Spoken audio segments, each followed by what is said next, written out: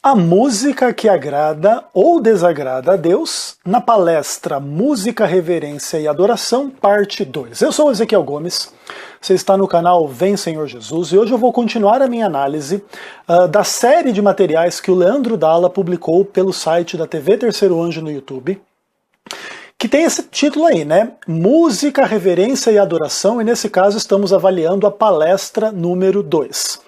A palestra número 2 dessas 3 palestras é a mais curtinha, ela tem só 1 hora e pouquinho de conteúdo. As outras têm 1 hora e 15, 1 hora e 20, 1 hora e 10, uma coisa assim. Dá mais de 3 horas e meia de conteúdo. E no começo ali do material, o Leandro ele faz algumas perguntas e as principais delas são as seguintes. É possível saber como é a música do céu, que agrada a Deus, mesmo sem ter estado no céu particularmente? Ele relata que muitas pessoas perguntam isso para ele, e ele diz que sim, por quê? Porque Ellen White esteve no céu, ela ouviu a música do céu, ela descreveu princípios e tal.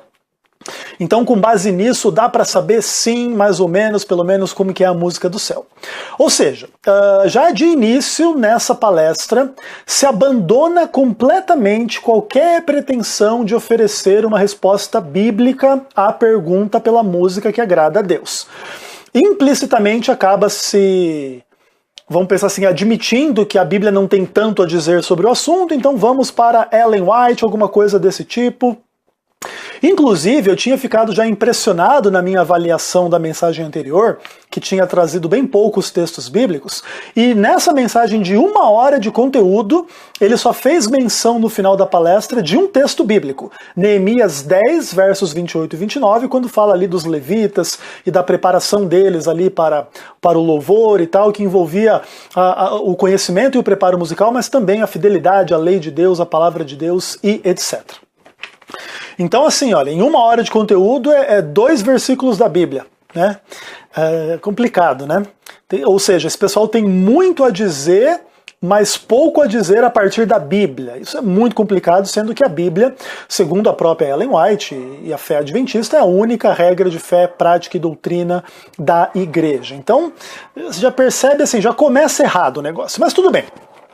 Então ele faz assim um aparato geral com base em textos de Ellen White e de vários outros autores sobre a música que agrada a Deus e a música que desagrada a Deus. Começando então positivamente, a música que agrada a Deus. Então ele fala que a música que agrada a Deus tem algumas características: ordem, macia, melodiosa, cantada sem necessitar esforço físico, não ofende aos ouvidos, não é áspera nem estridente, é simples e cantada em tom natural e não tem assim gesticulações exageradas. Basicamente, essas são as características da boa música. Agora veja, chama muito a atenção o fato de que não há qualquer revelação objetiva e técnica em termos musicais para definir o que é uma música em ordem ou desordem, uma música macia ou áspera ou melodiosa, o que é cantar sem esforço físico, coisa que não ofende o ouvido, que não é áspera, não estridente, sem gesticulação exagerada. Então, como que se define uma gesticulação contida, exagerada, em que momento uma coisa vira outra? Então não existe nenhum tipo de critério técnico, objetivo, claro, muito menos na própria revelação do Espírito de Profecia, nem na Bíblia, nem em lugar nenhum. Então assim, olha, é muito interessante. Vou dar um pequeno exemplo para vocês entenderem a dificuldade da questão. Por exemplo, se você comparar o Inário Adventista do Sétimo Dia com uma banda de rock, você vai dizer que o Inário Adventista é cheio de músicas macias, suaves, tranquilas. Então, é a música que agrada a Deus. Você compara o Inário Adventista com o rock, então o Deus não se agrada do rock, Deus se agrada do Inário Adventista. Beleza.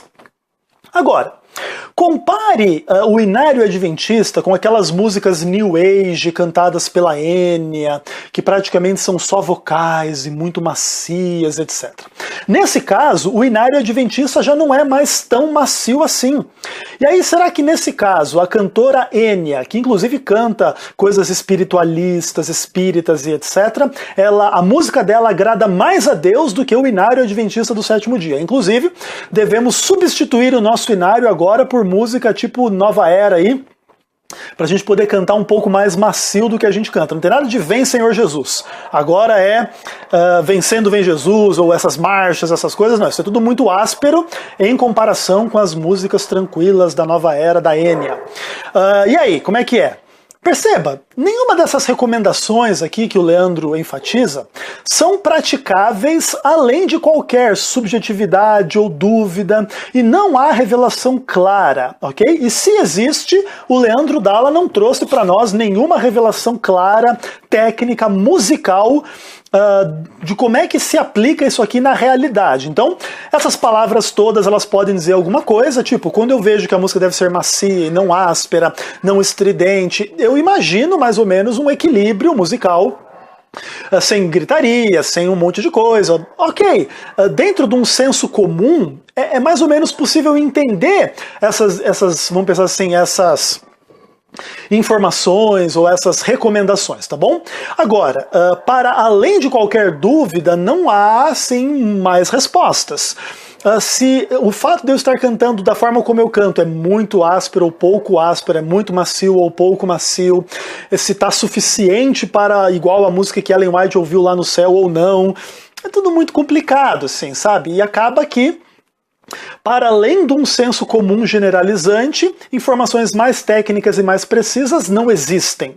E sendo assim, fica meio complicado. Aí você pode julgar qualquer um dizendo, é áspero, não está macio o suficiente, ofendeu meus ouvidos, viu? E outra pessoa do seu lado pode pensar exatamente o contrário, tipo, não ofendeu, tá tranquilo, tá bem de boa. Por exemplo, podemos dar exemplos práticos. A música do Leonardo Gonçalves. Então senta você do lado de outra pessoa diz, nossa, super melodioso, você diz, nossa, super áspero. Ah não, tá bem macia a voz dele, não, essa voz dele aí tá muito exagerada, não sei o que e tal. Então percebam, subjetividade permanece, não tem padrão real, objetivo, técnico, musical para definir o que agrada a Deus e o que não, e o que resta é a subjetividade de cada um e etc. Então assim, olha, Leandro Dalla não traz nenhum critério possível para resolver qualquer discussão sobre música que agrada a Deus ou que desagrada a Deus nesse momento. Aí ele vai entrar na questão das músicas que desagradam a Deus.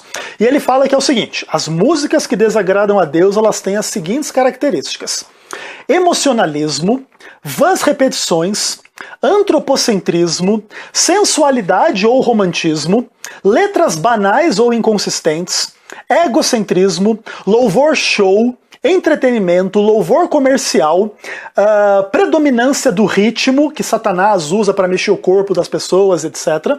Barulho e orquestração ou melisma excessivos e sussurros sensuais e coisas desse tipo.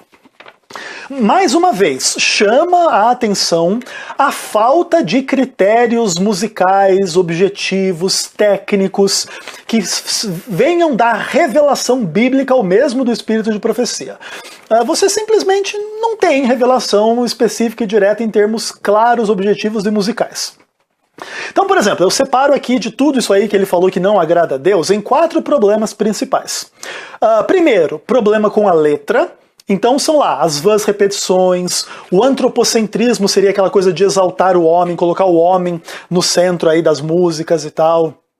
As letras banais ou inconsistentes tem a ver com letra, e o egocentrismo, né, que é uma variante aí do antropocentrismo. Então esses problemas são problemas relacionados às letras das canções, eles não têm nada a ver com a música em si, em termos de estilos musicais, instrumentos, harmonias, melodias e ritmos e etc. Então, em essência, não são problemas musicais, seriam problemas poéticos, né? Vamos pensar assim.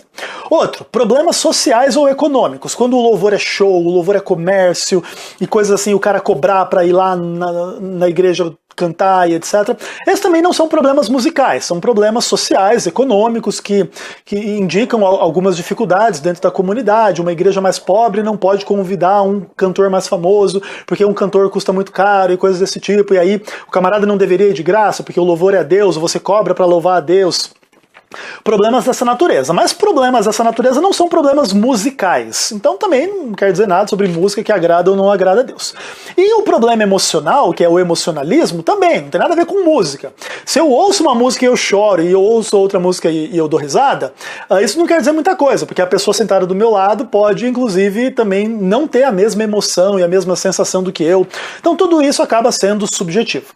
Agora, os problemas musicais que ele cita seriam predominância do ritmo, barulho, orquestração e melisma excessivos. Essas foram as únicas coisas que eu identifiquei em termos práticos. Então a música que desagrada a Deus é a música com ritmo que predomina, com muito barulho, orquestração e melisma excessivo.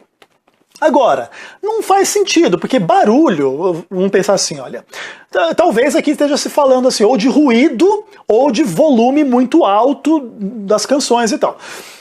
Nenhuma das dois casos é música, né? Ruído e volume ou altura da execução musical não é o problema principal do estilo da música, dos instrumentos, da harmonia, da melodia, do ritmo e etc. Então também não é um problema musical, é um problema de bom senso para quem está comandando o som, deixar a coisa, o ambiente, vamos pensar assim, olha, que você consiga ouvir, mas que não fira os seus ouvidos e etc. Então, também não é um problema musical. Aí ele fala de orquestração ou melisma excessivo, aí gera o problema.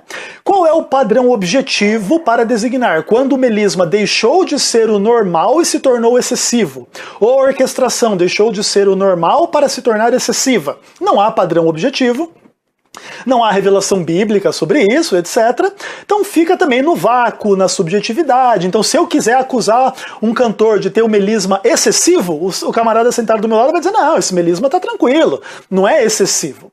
Ou seja, não há nada real, sólido, palpável para a gente avaliar.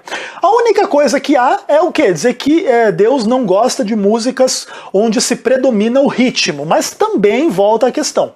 Mostra para mim um texto bíblico que fala de ritmo. Não tem nenhum. Jesus, quando ele orou, né, para a gente ser santificado na verdade, que a palavra de Deus é a verdade, Jesus não deixou nenhum texto na Bíblia e Deus não inspirou nenhum texto na Bíblia para dizer o ritmo que ele gosta ou que ele não gosta. Então se você dizer aí que Deus não gosta de música com ritmo muito acentuado, você está dizendo isso por sua conta e risco, não pelo que Deus diz. E eu não estou dizendo isso porque eu gosto de todos os ritmos. Por exemplo, eu odeio funk, como a maioria dos brasileiros aí que tem um pouquinho mais de cultura e educação. Desculpa a crítica para dizer que quem gosta de funk não tem. Mas é basicamente mais ou menos isso. Óbvio, também é fato que meia dúzia de exceções aí pode ter. Pessoa que tem cultura e gosta de funk por alguma razão aí cultural, a cidade onde mora, as baladas que frequenta, alguma coisa do tipo assim, num contexto mundano, obviamente.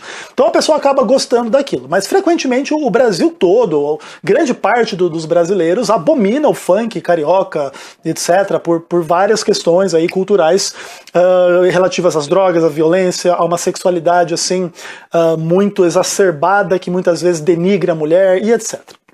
Mas assim, ó, fora desse contexto sensual, da droga, do tráfico, não sei o que, eu não tenho nenhuma informação para dizer que Deus não se agrada do ritmo do funk. E se você acha que tem, então você me mostra. Cadê na Bíblia, cadê no Espírito de Profecia, cadê em qualquer lugar? Não tem. E assim sendo, no final das contas, o que esse pessoal está ensinando são palavras humanas, doutrinas de homens, um apego a uma tradição religiosa e etc. Inclusive, o Leandro apela, ele cita um texto bíblico nessa palestra de 1 hora, e ele cita inúmeras vezes, não, porque o documento da igreja tal, agora o documento da igreja substituiu a revelação bíblica, o documento tal da Associação Geral e não sei o que, não sei o que. Eu não estou dizendo que a gente deve desprezar os documentos da Associação Geral, eu não ajo dessa maneira. Mas, de qualquer forma, quando a gente está falando da verdade, do que Deus quer, do que Deus não quer, acima de tudo a gente se refere à Bíblia, que é a palavra dele, a revelação dele. Então, se ele não revelou estas coisas lá na palavra dele, é muito complicado você se colocar na posição de dizer que Deus não gosta da música com ritmo XY, que você de fato nem sabe. E quando a igreja faz essas aplicações, eu acho que muito mais do que se colocar no lugar de Deus, a igreja está resguardando a sua comunidade de influências culturais. Então a gente, por exemplo, não toca funk na igreja, não é porque Deus diz que ele não gosta desse ritmo, mas porque o funk está associado a um estilo de vida de violência, drogas e sexualidade pervertida, que obviamente são claramente condenados na Bíblia, porque envolvem crimes, pecados e etc. Então o problema da igreja com o rock, ou com o jazz, ou com o blues, ou com o funk, ou com qualquer estilo de música nessas direções, não tem a ver com os estilos de música em si, mas tem a ver com toda uma cultura pecaminosa que glorifica essas músicas, se embala através dessas músicas e acaba estando associadas intimamente a elas. E os documentos da igreja não tomam o lugar da palavra de Deus. De maneira que eu não posso dizer que Deus não gosta desse ritmo porque o documento da igreja assim diz. A gente pode dizer que a igreja entendeu que esse ritmo não é adequado em função de um contexto cultural mais amplo e não porque tem acesso à cabeça de Deus, como Deus pensa, ou o gosto musical de Deus. Essa não é a forma correta de se trabalhar esse assunto.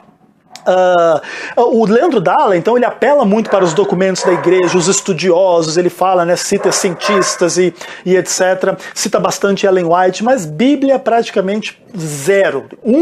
Uma passagem bíblica, 2 versículos para ficar falando 1 hora sobre o que supostamente agrada ou não agrada a Deus. E esse tipo de palestra cria um ambiente adequado para o quê?